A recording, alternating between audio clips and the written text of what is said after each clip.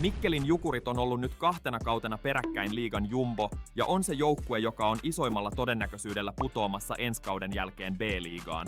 Vai onko? No se on tämän videon isoin kysymys, eli onko Jukurien kausi loppunut jo ennen kuin se on alkanutkaan vai yllättääkö joukkue kaikki liigan superkaudella? Edelliskaudella Jukurit oli ylivoimaisesti koko liigan heikoin joukkue 49 pisteellä, -81 maalierolla ja 215 päästetyllä maalilla. Toki joukkue ei ollut aivan yhtä surkea pelillisesti kuin lopputulos antaa näyttää, koska maali odottama ero oli noin -31. Mutta se ei silti tehnyt kaudesta millään tapaa hyvää, vaan se kertoi lähinnä, että heikon pelaamisen päälle tuli vielä poikkeuksellisen huonoa viimeistelyä, maalivahtipeliä ja pelien hallinnan menettämistä. Jonne Virtanen tuli vasta tammikuussa kesken kauden päävalmentajaksi, tiivisti hajonneen ryhmän ja piti Jukurit liigassa kaatamalla Pelicansin playout-sarjassa voitoin 4-1. Ton playout-voiton myötä syntyi parempi pohja seuraavalle kaudelle, jonka oli tarkoitus vähentää kaaosta, luoda joukkueesta enemmän sitoutuneemman ja samalla luoda sopivamman identiteetin. Viime kauteen Jukurit lähti käytännössä kaikkien papereissa heikoimmista lähtökohdista, mutta kauden alku oli yllättävän hyvä. 10 ottelun jälkeen Jukurit oli 6. ja varsinkin syksyllä puolustus oli tiivis, ylivoima oli melkein sarjan kärkeä ja joukkue pystyi ottamaan tärkeitä ja isoja voittoja heti kauden alusta. Mutta alkukauden jälkeen tuotanto alkoi pikkuhiljaa kuivua. Kärkipelaajien tulosvastuu kasvo, ylivoima hyytyi ja marraskuussa 1 maalin tappioita tuli ennätysmäärä. Loppukaudesta Jukurit lainas ja myi muun muassa Juuso Arolan, Alexander Ruutun, Albert Schmitzin, Connor Fordin, Justin Adamon ja Thomas Olsenin muualle siinä vaiheessa, kun pudotuspelipaikka oli jo käytännössä menetetty. Lopputuloksena oli 64 pistettä ja 15 sija, joka oli parempi sijoitus kuin edelliskaudella. Mutta tärkeämpää ja kiinnostavampaa näiden runkosarjapisteiden sijasta on kuitenkin kehityksen laatu. Jukurit päästi 44 maalia vähemmän, vaikka vastustajien maali odottama pieneni vaan noin 7 maalilla. Toisin sanoen valtaosa tulostaululla näkyneestä puolustuspelaamisesta ei tullut siitä, että Jukurit olisi puolustanut valtavasti vaarallisia paikkoja, vaan iso osa oli palautumista edellisen kauden alisuorittamisesta sekä parempaa maalivahtipeliä. Evan Buitenhaus torjui noin 90 torjuntaprosentilla ja esti suunnilleen noin 4 maalia yli odottaman. Herpin oli pienemmässä roolissa ja suoraan sanottuna maalivahdit ei ollut viime kauden ongelman ydin, vaikka torjuntaprosentit ei näyttänyt hirveän komialta. Jukurien isoin heikkous oli hyökkäys, koska joukkue teki viime kaudella 131 maalia ja maali odottama oli vain noin 126, eli koko sarjan heikoin. Kiekonhallinta oli yli 50%, mutta se ei muuttunut riittävän usein vaaralliseksi vastustajalle. Tämä ei ollut ensisijaisesti viimeistelyongelma, vaan yksinkertaisesti Jukurit ei pystynyt luomaan tarpeeksi laadukkaita paikkoja. Viime kaudella Jukurit oli Virtasen alaisuudessa enemmän organisoidumpi ja kilpailukykyisempi kuin edelliskaudella, mutta toi 15 pisteen parannus liioittelee aika paljon oikeaa kehitystä. Mutta otetaan seuraavana katse kohti ensi kautta ja käydään ekana läpi Jukurien merkittävimmät lähtijät. Merkittävin lähtijä monella tapaa oli Jesper Piitulainen, joka oli viime kaudella joukkueen paras pistemies 33 pisteellä ja samalla kapteeni. Piitulainen ei ollut pelkästään tehokkain hyökkääjä, vaan myös koko joukkueen identiteetin ja arjen johtaja sekä pelaaja, jonka tilalle on vaikea löytää kaltaista korvaajaa. Puolustuksessa merkittävin lähtö on Juuso Arola, joka teki 29 pistettä. Arola oli Jukurien ykköspakki, jonka rooli ja ylivoiman johtaminen tekee hänestä ehkä vaikeimmin korvattavan yksittäisen pelaajan koko joukkueessa, koska Arolan kautta kulki iso osa Jukurien kiekollisesta pelistä. Hyökkäyksestä lähti myös Topias Hynninen, joka teki 28 pistettä ja oli selvästi nouseva pelaaja. Alexander Ruuttu puolestaan teki 13 maalia ja vei mukanaan suoraa viimeistelyvoimaa, jota Jukureilla ei muutenkaan ihan liikaa ole. Hämäläinen, Haatanen ja Johansson vei mukanaan yhteensä merkittävän määrän pisteitä ja tasapainoa eri ketjuihin. Maalivahtiosastolta Evan Buitenhausin lähtö tarkoittaa sitä, että suurin vastuu siirtyy täysin uudelle kaksikolle. Buitenhaus ei ollut sarjan eliittiä, mutta kantoi silti ison ottelumäärän ja toi jatkuvuutta. Kokonaisuutena Jukurit menetti lähes puolet viime kauden maaleista, 3/4 parhaasta pistemiehestään sekä kapteeninsa, ykköspuolustajansa ja ylivoiman tärkeimmän pelintekijän. Samalla lähti johtajuutta, kiekollista laatua, viimeistelyvoimaa, ketjusyvyyttä ja maalivahtiosaston jatkuvuutta. Eli lähtiöiden lista on erittäin pitkä ja uusia pelaajahankintoja oli pakko tehdä ensi kautta varten. Joten käydään seuraavaksi läpi Jukurien uudet hankinnat ja mietitään, että onko toi lähtijälista korvattu edes jollain tapaa. Mielenkiintoisin hyökkäyshankinta on Jesper Olofsson, joka teki viime kaudella Modossa 29 pistettä ja tuo Jukurien ykkösketjuun kovan laukauksen, ylivoimaosaamisen ja kokemuksen. Olofsson on suora vastaus lähteneeseen maalintekovoimaan, mutta samalla selkeä ikäriski 34-vuotiaana. Jacob Hayhurst teki puolestaan Saksan pääsarjassa 41 otteluun 24 tehopistettä ja tuo ennen kaikkea nopeutta, liikettä ja monikäyttöisyyttä.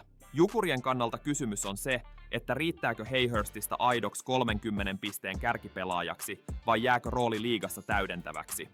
Hayhurst on kuitenkin todistanut pystyvänsä tekemään Pohjois-Amerikassa ja Euroopassa isoja tehoja, joten on Jukureilta hyvä haku ensi kaudelle.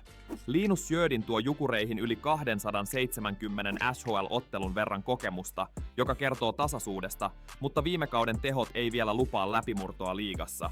Sjödinillä on kuitenkin 23-vuotiaana edelleen potentiaalia kasvaa isompaan rooliin kuin Ruotsissa ja on Jukureilta hyvä hankinta. Aaro Krons on nuori keskushyökkääjä, joka teki Pelsuissa 17 otteluun 3 maalia. Krons on selkeä kehityspelaaja ja mahdollinen läpimurtoprojekti, mutta ei vielä valmis ratkaisu kärkiketjuihin. Elias Koponen tulee IPK:sta vahvoilla Mestiksen tehoilla, mutta tryout-sopimus kertoo, että liigataso on vielä näyttämättä. Alex Lintuniemi on puolustuksen varmin hankinta, joka pelasi viime kaudella Tsekin pääsarjassa 37 ottelua ja tuo kokoa, kokemusta sekä hyviä avaussyöttöjä. Lintuniemen rooli on vakauttaa puolustusta, mutta ei korvata Arolan kiekollista tuotantoa yksin. Andrei Schuster on uusista hankinnoista nimekkäin puolustaja, mutta samalla suurin kysymysmerkki. Schuster tuo kokoa, kokemusta, ulottuvuutta ja alivoimaosaamista, mutta 35 vuoden ikä ja pienet ottelumäärät viime kausilla herättää kysymyksiä liikkuvuudesta ja kuorman kestosta. Sebastian Soini on omasta mielestä puolustajista kiinnostavin ja pelasi liigassa Ilveksessä viime kaudella 40 ottelua tehoin 3+4. Soini tuo luistelua, kiekollisuutta ja potentiaalia pelin avaamiseen, mutta on kuitenkin vielä selkeä kehityspelaaja eikä valmis ykköspuolustaja. Jesper Myrenberg on koko joukkueen kannalta yksi tärkeimmistä hankinnoista, joka torjui SHL:ssä vielä 2 kautta sitten 91% varmuudella, mutta viime kaudella lukema putos alle 90. Jukurit ei hankkinut varmaa huippumaalivahtia, mutta kuitenkin Buitenhausin korvaajan, jonka onnistuminen tai epäonnistuminen voi määrittää koko kauden suunnan. Kokonaisuutena uudet pelaajat tuo Jukureihin lisää kokemusta, kokoa, luisteluvoimaa ja vaihtoehtoja etenkin puolustukseen sekä ylivoimaan. Hankinnoissa on kuitenkin enemmän potentiaalia ja kysymysmerkkejä kuin varmaa huipputasoa, joten lähteneen tuotannon korvaaminen vaatii monen tulokkaan onnistumista samanaikaisesti. Kokonaisuutena hyökkäyksessä Jukurit nojaa Olofssonin, Olsenin, Fordin ja Hayhurstin varaan.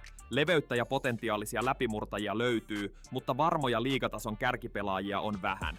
Jotta maalintekovoima riittäisi, niin Olofssonin pitää säilyttää tasonsa ja monen nuoremman pelaajan pitäisi pelata uransa paras kausi. Puolustus näyttää paperilla joukkueen vahvimmalta osa-alueelta. Lintuniemi ja Schuster tuo kokemusta, Smits ja Soini liikettä sekä kehityspotentiaalia. Pelaajia on paljon, mutta todellinen ykköspuolustaja ja Arolan korvaava ylivoiman johtaja puuttuu. Kokonaisuutena puolustuksessa on enemmän leveyttä kuin huippulaatua. Maalivahtiosasto on selvä riski. Myrenbergin torjuntaprosentti putosi viime kaudella, eikä Herpinkään ole ollut viime kausilla erityisen vahva. Jos Myrenberg ei onnistu ykkösenä, niin Jukureilla ei ole todistettua liigatason ykkösmaalivahtia. Päävalmentajana jatkaa toiselle kokonaiselle kaudelle Jonne Virtanen ja rinnalla toimii Jukka Ahvenjärvi, Jesse Welling ja maalivahtivalmentaja Mika Järvinen. Jatkuvuus on selvä vahvuus siten, että pelitapaa ei tarvitse rakentaa alusta. Valmennuksen suurin tehtävä on rakentaa vähämaalisesta joukkueesta aktiivisempi ilman, että puolustusrakenne hajoaa. Lisäksi sen pitää kehittää nuoria nopeasti ja saada epävarmasta maalivahtiosastosta vakaa. Mutta nyt kun Jukurien enskauden kokoonpano on selvillä, niin käydään seuraavaksi läpi joukkueen enskauden vahvuudet, riskit ja realistinen sijoitus.